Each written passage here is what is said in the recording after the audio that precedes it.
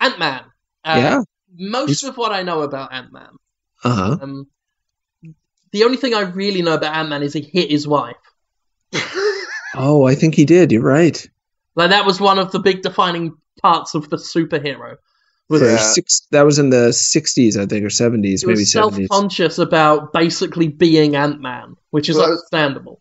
Was that Hank Pym? That was Hank Pym. He was Yellow Jacket at that point. I've got that comic lying around the house, or at least a reprint of it. He hit his wife, the Wasp, and then the Avengers had a meeting and kicked him out, and he was really ashamed. He slapped her. He didn't punch her. He slapped her, but she didn't. She didn't like it. And it was pretty. Yeah. I'm glad she didn't like it. That would have been a bad message. I wonder how many kids reading comic books at the time saw that and were like, "But, Daddy."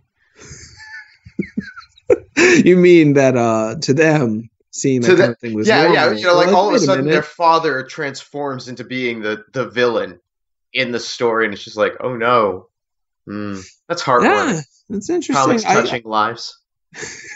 I read it as a kid, and I was confused about it because it was such a Shades of Grey time that my little 8-year-old head was a little baffled by it. But I was excited they were doing that. There was also a comic shortly around that time, a little before, with an all-women superhero team called the Liberators. They were talking about burning their bras a lot and screaming, "Up against the wall, chauvinist pig." That's pretty good. I think Wasp was on that team. You should check it out.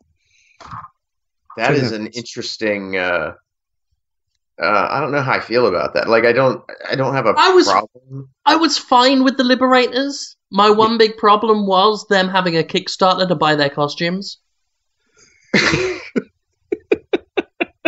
Why'd you have a problem with that? I didn't. I was being satirical. Well, they got way more money. Yeah, than they needed to make those costumes. Yeah, I mean, have you seen the costumes? They're okay, but they're not really anything all that special as compared to the costumes that they were doing before for nothing. But here they got all this money.